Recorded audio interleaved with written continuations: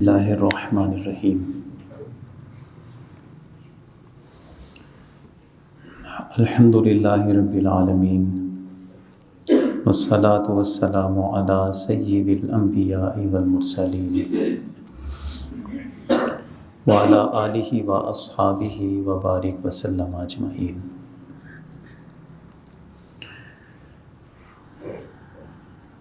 معزز سامعین، آج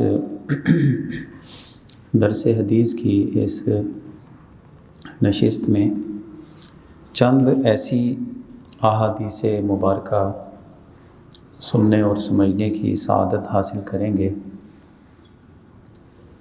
جن میں یہ تعلیمات ارشاد فرمائی گئیں کہ ایک بندہ مومن کو اپنے اندر وہ کون سی خوبیاں ہیں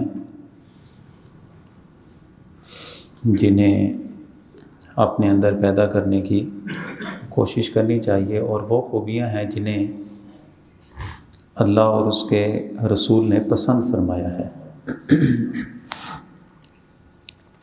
یعنی میرے اور آپ کے اعمال میں بالخصوص یہ خوبیاں اور یہ اعمال ضرور شامل ہونے چاہیے جو ان چند احادیث مبارکہ میں بیان کیے گئے ہیں۔ تو اس حوالے سے پہلی جو حدیث ہے، حضرت ابو ذر غفاری اور حضرت معاذ ابن جبل، یہ حضور کے دونوں صحابی ہیں، انہوں نے یہ حدیث بیان کی ہے کہ حضور سید عالم صلی اللہ علیہ وسلم نے ارشاد فرمایا، اتق اللہ حیث ما کنت واتبع السیئۃ الحسنۃ تمحوها وخالق الناس بخلق حسن۔ ارشاد فرمایا کہ تم جہاں کہیں بھی ہو ہمیشہ اللہ سے ڈرتے رہنا، اور کوئی برائی کر لو تو اس کے فوری بعد کوئی نیکی کر لو، وہ نیکی اس برائی کو مٹا دے گی، اور لوگوں کے ساتھ اچھے اخلاق سے پیش آؤ۔ یہ تین چیزیں ہیں اور تین بہترین وہ خاصیتیں ہیں جن کی طرف تعلیم ارشاد فرمائی گئی، ہمیں توجہ دلائی گئی کہ تم جہاں کہیں بھی ہو اللہ سے ڈرو، تنہائی میں ہو اللہ سے ڈرو، ہجوم میں ہو اللہ سے ڈرو،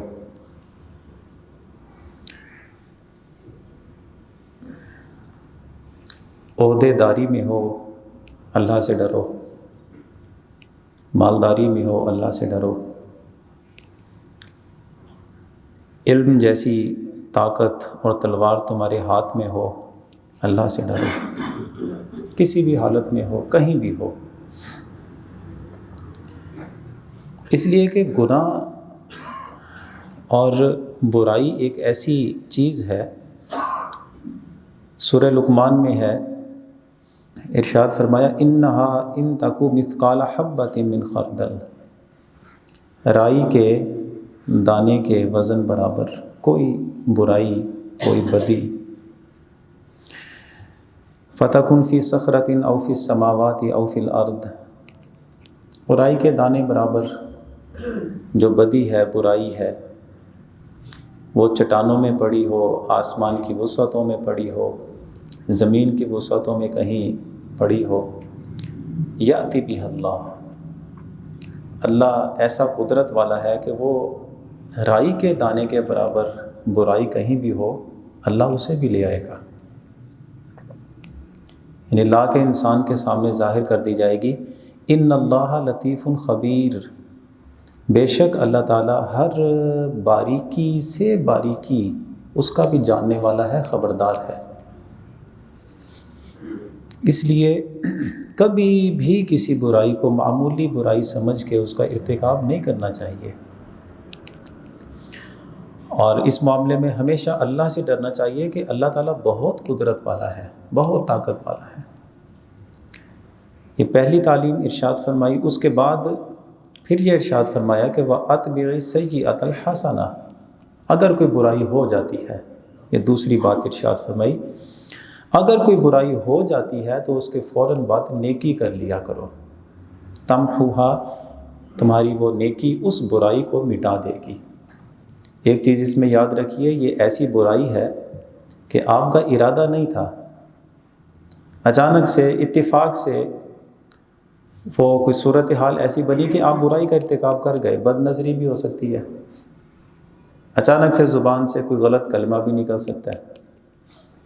تو ایسا اگر ہو جاتا ہے تو اب اس کے فوری بعد تم نیکی کر لو، اللہ کا ذکر ہے، تسبیحات ہیں، توبہ ہے، استغفار ہے، صدقہ ہے، کوئی بھی ایسی نیکی کر لو تاکہ وہ برائی کا نشان مٹ جائے۔ اس لیے کہ بندہ جب برائی کا کوئی عمل کرتا ہے تو اس کے دل پہ ایک سیاہ دبا لگ جاتا ہے۔ اگر بندہ توبہ کر لے، استغفار کر لے، اس برائی کا ازالہ کر لے تو دل صاف ہو جاتا ہے۔ اگر نہ کرے، اسی صورت میں رہے، پھر کوئی اور برائی کر لیتا ہے، ایک اور دبا لگ جاتا ہے، کرتے کرتے سارا دل سیاہ ہو جاتا ہے۔ اس کے بعد پھر یہ وقت آتا ہے کہ بندے کو برائی محسوس ہی نہیں ہوتی۔ تو اس لیے فرمایا کہ جب کوئی برائی ہو جاتی ہے تو اس کے بعد نیکی کر لیا کرو، تاکہ وہ تمہارا دل پہ اثر جو اس کا ہونا ہے برائی کا، وہ اثر مٹ جائے، نشان ختم ہو جائے۔ اور تیسری تعلیم یہ ارشاد فرمائی، خالق الناس بخلق حسن، لوگوں کے ساتھ اچھے اخلاق سے پیش آؤ۔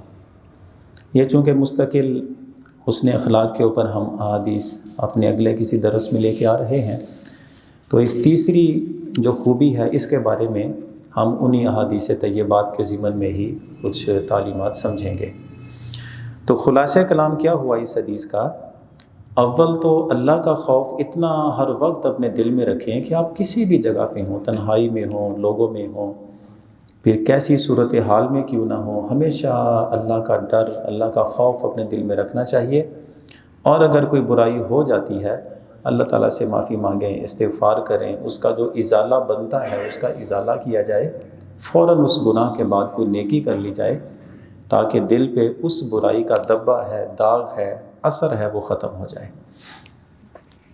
اس کے بعد جو اگلی حدیث ہے اس میں یہ بیان ہے کہ حضرت عبداللہ ابن عباس رضی اللہ تعالیٰ عنہ نے یہ حدیث بیان کی ہے کہ حضور صلی اللہ علیہ وسلم کے ایک صحابی تھے، اشج عبد القیس کے نام کے، ان کو حضور صلی اللہ علیہ وسلم نے مخاطب کیا اور ارشاد فرمایا کہ ان فیک خصلتین یحبہم اللہ الحلم والانات، کہ اے اشج عبد القیس، تیرے اندر دو ایسی خوبیاں ہیں کہ اللہ تعالیٰ ان خوبیوں کی وجہ سے تم سے محبت کرتا ہے۔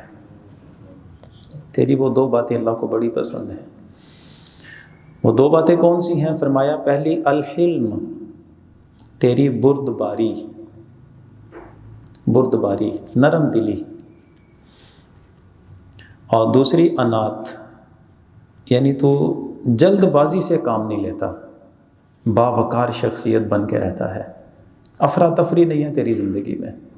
یہ دو چیزیں بندہ مومن کی زندگی میں ہوں تو اللہ تعالیٰ اس بندے کو بہت پسند کرتا ہے، محبت کرتا ہے اس بندے سے، حلم اور باوقار شخصیت۔ حلم کا مطلب یہ ہوتا ہے کہ نرم مزاجی ہو، کوئی آپ کے مزاج کے خلاف کوئی معاملہ ہو جاتا ہے، یا آپ کے فیصلہ جو ہو چکا ہے آپ نے کیا، اس کے خلاف کسی نے کوئی بات کر دی، آگے سے ایک الٹا ری ایکشن ہو گیا، تو آپ تحمل سے کام لیں، بردباری سے کام لیں، ٹھنڈے مزاج سے جو آسان طریقہ بنتا ہے اسے اختیار کرنے کی کوشش کریں۔ اللہ جل شانہ نے ارشاد فرمایا خذ العفو، اے میرے محبوب آپ درگزر فرمانا اختیار کریں۔ حضرت جبریل امی حضور کی بارگاہ میں تھے، آپ نے پوچھا کہ اللہ نے مجھے فرمایا ہے کہ اے میرے نبی درگزر فرمانا اختیار کریں، یعنی درگزر اپنے اندر یہ پہلو پیدا کریں۔ تو مجھے بتاؤ گے کہ یہ عفو یا درگزر کرنا ہے کیا؟ تو جبریل امین کہتے ہیں کہ حضور میں اپنی طرف سے تو کچھ نہیں کہہ سکتا، اللہ جل شانہ سے پوچھوں گا، جو مجھے اللہ کی طرف سے حکم ہوگا، فرمان ہوگا، وہ میں آپ کے سامنے عرض کر دوں گا۔ پھر وہ اللہ رب العزت سے ہو کے واپس آئے تو کہنے لگے کہ اے میرے نبی، اے نبی اور رسول، اللہ جل شانہ نے ارشاد فرمایا ہے کہ یہ جو آپ کو فرمایا نا کہ اے میرے نبی درگزر کرنا اختیار کریں، اس کا مطلب یہ ہے کہ جو شخص آپ سے رشتے ناتے توڑنے کی باتیں کرتا ہے تو آپ درگزر کر دیں، آپ نہ توڑیں، بلکہ جو توڑنے کی باتیں کرتا ہے آپ اس کے ساتھ تعلق جوڑنے کی باتیں کریں۔ اور جو بندہ آپ کو محروم کرے تو بدلے میں آپ درگزر کر دیں، اسے آپ محروم نہ کریں، جب بھی موقع ملے آپ اسے عطا ہی کرتے رہیں۔ اور جو بندہ آپ پہ ظلم کرے تو بدلے میں آپ بھی ویسا رویہ اختیار نہ کریں، آپ اس کو معاف کر دیا کریں۔ اس کا مطلب یہ ہوا کہ یہ درگزر کرنا کیا ہے کہ بندہ کوئی رشتے توڑنے کی بات کرتا ہے، تعلق توڑنے کی بات کرتا ہے، یہ بالکل اینڈنگ ایک پوائنٹ ہوتا ہے جہاں پہ بندہ کہتا ہے بس ہو گئی ہے۔ یہ کتنی شکایتیں ہیں میری زندگی میں، آپ کی زندگی میں، محلے دار ہیں، رشتہ دار ہیں، اور ملنے والے نہ ملنے والے۔ کیسا ہوتا ہے کہ بندے کی کوشش ہوتی ہے کہ یار تعلق کسی طریقے سے قائم رہے، نہیں قائم ہو رہا، پھر بندہ اخیر میں آ کر کہتا ہے کہ اچھا یار انہوں ملنا پسند نہیں تے پھر سانوں بھی نہیں، انہیں نہیں بلایا تے مڑ کے اسی بھی نہیں بلاواں گے، انہوں لحاظ نہیں تے سانوں بھی لحاظ نہیں، فرق کیا دونوں میں؟ تو اس لیے فرمایا کہ ایک اگر تعلق توڑنے کی بات کرتا ہے تو اے محبوب آپ درگزر کر دیں، اس نے تعلق توڑنے کی بات کی، اس کا معاملہ درگزر کر دیں، آپ تعلق توڑنے کی بات نہ کریں۔ ایسے ہی ایک دوسرے کے ساتھ ہمدردیاں ہوتی ہیں بسا اوقات، تو آپ کو کسی چیز کی ضرورت ہے، دوسرے نے محروم رکھا، آپ کی ضرورت پوری نہیں کی، وقت کی ایسی ایک صورت بن گئی کہ اب وہ محتاج ہے اور آپ مدد کرنے والے ہیں، اب کیا کریں گے؟ آپ بھی یہی کہیں گے کہ اس نے اوکھے ٹائم ساڑھے کام نہیں آیا؟ نہیں، آپ اس کی جو طبیعت تھی، اس کا مزاج تھا، درگزر کر دیں، آپ کو موقع ملا ہے تو آپ اسے محروم نہ کریں، اسے عطا کر دیں۔ یہ اس کا اصل مطلب ہے حلم کا۔ اور دوسری تعلیم ارشاد فرمائی کہ اے اشج عبد القیس، تیری دوسری خوبی جسے اللہ پسند کرتا ہے کہ تم جلد بازی نہیں کرتے۔ جلد بازی مطلب کلام کرنا ہے، گفتگو کرنی ہے جلد بازی، تبصرہ کرنا ہے فوراً، فیصلہ کرنا ہے فوراً، پسند ہے ناپسند ہے فوراً، کسی کی اچھائی یا برائی بیان کرنی ہے تو فوراً۔ یہ جو جلد بازی میں کوئی بھی کام ہوتا ہے، حدیث شریف میں ہے کہ الانات من اللہ تعالی، کسی کو نرم مزاجی کے ساتھ یہ جو ہے نا معاملہ فہمی اور باوقار طریقے سے کوئی مسئلہ حل کرنا، یہ کسی کو اگر خوبی ملتی ہے نا، فرمایا کہ یہ اللہ کی طرف سے ہے۔ وَالْعُجْلَةُ مِنَ الشَّيْطَانِ، جلد بازی میں کوئی بھی کام کرتے ہو تو یہ شیطان کی طرف سے ہوتا ہے۔ اس لیے کسی بھی معاملے میں جلد بازی تو اللہ کو ویسے بھی پسند نہیں ہے، لیکن اللہ تعالیٰ کی اپنی شان کیا ہے؟ اگر کوئی بندہ گناہ کر لے تو کیا اللہ تعالیٰ فوراً سزا دے دیتا ہے اس کو؟ کتنا لمبا عرصہ رکھا ہے قیامت آنے میں، کتنی لمبی زندگیاں دی ہیں لوگوں کو، 60 سال کی زندگی، ایک سجدہ بھی بندے نے 60 سال کی زندگی میں نہیں کیا ہوتا، اللہ تعالیٰ فوراً سزا دے دیتا ہے۔ اس کا مطلب ہے کہ جلد بازی نہ اللہ کو پسند ہے، نہ وہ اپنے بندے میں دیکھنا چاہتا ہے۔ اسی لیے 2 حدیثیں میں آپ کے سامنے عرض کرتا ہوں جس میں حضور صلی اللہ علیہ وسلم نے ارشاد فرمایا کہ لوگوں کی تعریف اور مذمت کرنے میں جلدی نہ کیا کرو، کیونکہ ایک شخص آج تمہیں بڑا اچھا لگتا ہے اور کل وہی شخص تمہیں برا لگنے لگے گا، اور ایک شخص آج بہت برا لگتا ہے، کل وہ تیرا پسندیدہ بھی ہو سکتا ہے۔ اس لیے پسند اور ناپسند میں کبھی جلد بازی نہ کریں، اور ارشاد فرمایا کہ بردباری سے کام لو، تحمل سے، اور پھر یہ فرمایا کہ سوچ سمجھ کے اور میانہ روی سے بردباری کے ساتھ کوئی تم نیکی کا کام کر لو، لیکن نیکی کا کام کرنے میں پیچھے رہ جاؤ اس اپنی تحمل مزاجی کی وجہ سے۔ ارشاد فرمایا کہ یہ نیکی کے کام میں پیچھے رہنا یہ اس برائی سے بہتر ہے جلدی میں کرتے تو اس برائی میں کہیں آگے بڑھ جاتے. یعنی ایک فوراً کوئی بھی فیصلہ کرنے کی عادت پڑی ہے، اگر وہ غلط کسی برائی میں گناہ میں تمہارا فیصلہ ہو گیا تو بڑے گناہ میں مبتلا ہو جاؤ گے. اس لیے تحمل کے ساتھ باوقار شخصیت بن کے پھر آپ اپنی زندگیاں گزاریں. اچھا، ایک اور مثال دی حضور صلی اللہ علیہ وسلم نے. اللہ تعالیٰ آدمی کی ہر دعا قبول کرتا رہتا ہے. 2 معاملے ایسے ہوتے ہیں جہاں پہ اللہ تعالیٰ اس کی دعا قبول نہیں فرماتا. پہلی چیز یہ ہے کہ اگر وہ بندہ قطع تعلقی کی دعا کرے، اللہ کرے رشتہ ٹوٹ جائے، اللہ کرے تعلق ٹوٹ جائے، اللہ تعالیٰ اس بندے کی دعا قبول نہیں کرتا. اور دوسرا فرمایا کہ اس وقت بھی دعا قبول نہیں فرماتا کہ جب بندہ جلد بازی سے کام لیتا ہے. اور لوگوں نے کہا کہ حضور یہ جلد بازی، دعا میں جلد بازی کیا ہے؟ تو آپ نے ارشاد فرمایا دعا میں جلد بازی یہ ہوتی ہے کہ بندہ جب یہ سوچنے لگے کہ میں نے دعائیں تو بہت کی ہیں لیکن مجھے لگتا ہے کہ اب میری دعا قبول نہیں ہوگی، لہٰذا وہ دعائیں کرنا چھوڑ دیتا ہے. تو جب وہ یوں جلد بازی اختیار کر لیتا ہے کہ میری دعا قبول نہیں ہوئی، میں نے تو صدقہ بھی دے دیا، میں نے خیرات بھی کر دی، مولوی صاحب نے کہا تھا یہ فلاں ورد ہے یہ پڑھیں، وہ بھی پڑھ لیا، سورت پڑھنی تھی وہ بھی پڑھ لی، سارا کچھ کر لیا، دعا نہیں یار ساڈے حق لگتا ہے کام نہیں ہے گا، قبول نہیں ہوگا. پھر بندے کا کام ہے بندہ بن کے اللہ سے مانگتا رہے. اگر وہ چھیننے کی کوشش کرتا ہے کہ میری دعا قبول نہیں ہوئی، یہ عطا فرمانا تو اللہ کا کام ہے، بندہ خدا بننے کی کوشش تو نہ کرے. اس لیے 2 خوبیاں جسے حضور صلی اللہ علیہ وسلم نے ارشاد فرمایا کہ اے اشج تیری 2 خوبیاں اللہ کو بڑی پسند ہیں، ایک تیری بردباری اور دوسرا تحمل مزاجی، کہ تم جلد بازی سے کام نہیں لیتے، سوچ سمجھ کے معاملہ فہمی کے بعد جا کر پھر تم کوئی بھی وہ جو تمہارا کام ہے کوئی بات ہے وہ تم کرتے ہو. اگلی حدیث ہے جس میں یہ ارشاد فرمایا حضور صلی اللہ علیہ وسلم نے ان اللہ تعالی اوحى الی ان تواضعوا حتى لا یبغی احد علی احد ولا یفخر احد علی احد. حضور صلی اللہ علیہ وسلم نے فرمایا کہ اللہ نے میری جانب یہ وحی نازل فرمائی کہ اے لوگو تم عاجزی اختیار کرو، عاجزی اختیار کرو. تم میں سے کوئی شخص دوسرے آدمی پہ بڑائی نہ چاہے اور کوئی آدمی کسی دوسرے آدمی پہ فخر نہ جتائے. حکیم الامت مفتی احمد یار خان نعیمی رحمۃ اللہ علیہ ارشاد فرماتے ہیں اس کا مطلب یہ ہے کہ ایسی عاجزی انکساری اختیار کرو کہ کوئی مسلمان دوسرے مسلمان پہ تکبر نہ کرے، نہ مالی حیثیت سے تکبر کرے، نہ نسب کے اعتبار سے تکبر کرے، نہ خاندان کے اعتبار سے تکبر کرے، نہ عزت کے اعتبار سے تکبر کرے، نہ اپنی طاقت وجاہت کے اعتبار سے تکبر کرے. اس لیے کہ اللہ تعالیٰ نے حدیث قدسی ارشاد فرمایا کہ الکبریاء ردائی والعظمۃ ازاری. یہ جو کبریائی ہے نا، بڑا پن، بڑا ہونا، کبریائی، اللہ نے فرمایا کہ یہ میری چادر ہے.